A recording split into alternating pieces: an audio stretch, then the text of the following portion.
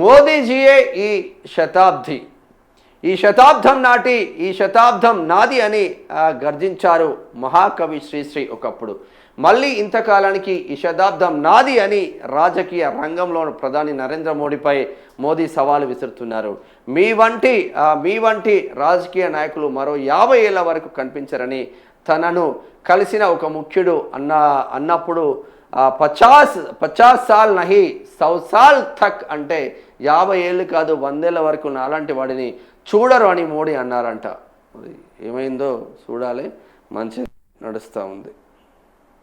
అంటే అన్ని రాష్ట్రాలలో భారతీయ జనతా పార్టీ పైకి వస్తుంది కాబట్టి ఆటోమేటిక్గా దేశాన్ని సుదీర్ఘ కాలం పాటు పాలించిన ప్రధానిగా చరిత్రలో నిలిచిపోవాలన్నది ఆయన అభిలాష అయి ఉండవచ్చు. ఆయన ఆకాంక్ష నెరవేరుతుందో లేదో ఇప్పుడే చెప్పలేం. కానీ రాజకీయాలలో తనకు ఎదురు లేకుండా చేసుకోవడానికి వీలుగా ప్రధాని అనేక మార్పులకు శ్రీకారం చుట్టబోతున్నారు. 2029లో పార్లమెంటుతో పాటు వీలైనన్ని అసెంబ్లీలకు ఒకేసారి ఎన్నికలు నిర్వహించడానికి ఏర్పాట్లు చేస్తున్నారు. జమిలీ ఎన్నికలు జరిపితే ప్రధాన పోటీ కాంగ్రెస్ బీజేపీ మధ్య కేంద్రీకృతమయ్యే అవకాశం ఉంది.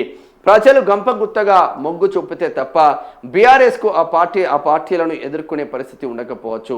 జమిలీ ఎన్నికల వల్ల జాతీయ పార్టీలకు కలిగే లాభాలను గుర్తించడం వల్లనే కేసీఆర్ అండ్ కో వచ్చే ఎన్నికల్లో బీజేపీతో పొత్తుకు ప్రయత్నిస్తున్నారు. పొత్తులకు సంబంధించిన బీఆర్ఎస్ నుంచి ఎన్ని ప్రతిపాదనలు వస్తున్నప్పటికీ బీజేపీ అగ్రనాయకత్వం మాత్రం గుంభనంగా ఉంటుంది.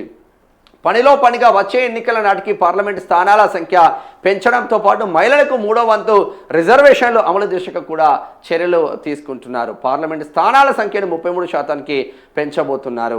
అదే జరిగితే తెలంగాణలో ప్రస్తుతం ఉన్న 17 స్థానాలు 22 వరకు పెరిగే అవకాశం ఉంది. అవన్నీ హైదరాబాద్లోనే ఉంటాయి.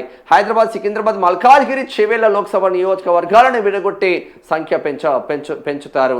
ఇవి కాకుండా వరంగల్, హన్మకొండలో మరో స్థానం పెరగవచ్చని చెప్తున్నారు. ఈ కారణంగానే సీఎం రేవంత్ హైదరాబాద్పై ప్రత్యేక దృష్టి పెడుతున్నారు. మూసీ సుందరీకరణ ప్రాజెక్టు కూడా ఇందులో భాగమే. నియోజకవర్గాల సంఖ్య పెరిగి జమిలీ ఎన్నికలు జరిగితే ఉభయ తెలుగు రాష్ట్రాల్లో అధికారంలో ఉన్న పార్టీలకు అదనపు ప్రయోజనం చేకూరుతుందనడంలో సందేహం లేదు. ఈ శతాబ్దం నాది అంటూ పకటి కలలు కనడానికి మోదీ పరిమితం కావడం లేదు. ప్రతి ఎన్నికను సవాలుగా తీసుకుంటారు. చాలా ముందుగానే వ్యూహ రచన చేసుకుంటారు. సామధాన భేద దండోపాయాలను ప్రయోగించడం ద్వారా అనుకున్న లక్ష్యాన్ని సాధించడం మోదీకి వెన్నతో పెట్టిన విద్య.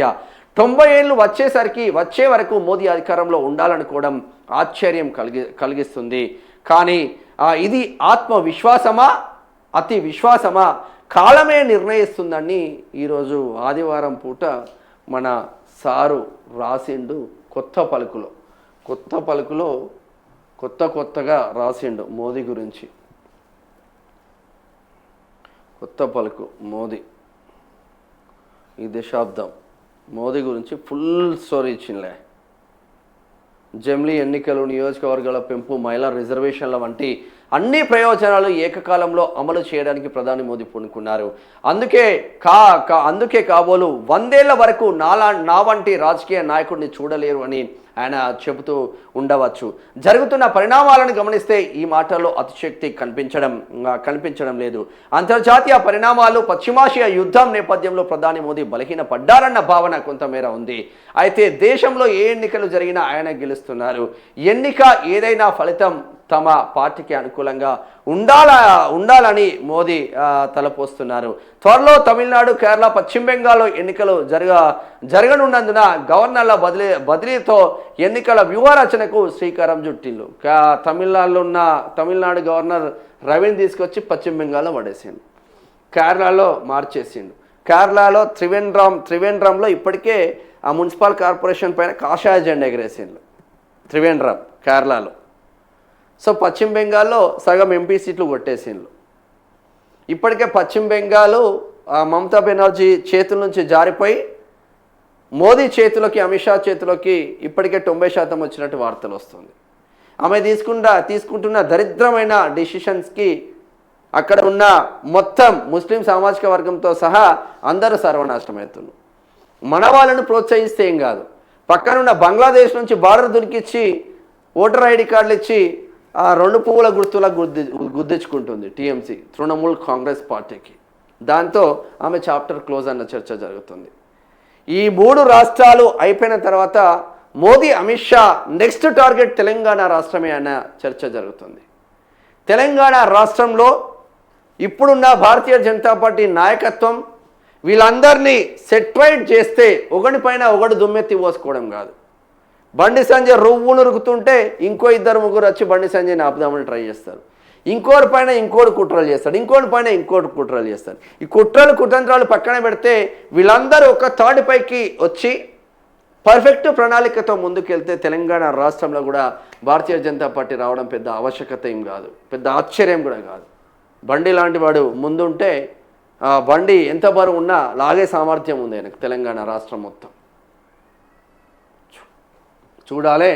ఇది మొత్తం మీద 100 సంవత్సరాలలో ఇటువంటి లీడర్నిగా మీరు చూడరు అని గొప్పగా రాసుకొచ్చిండు.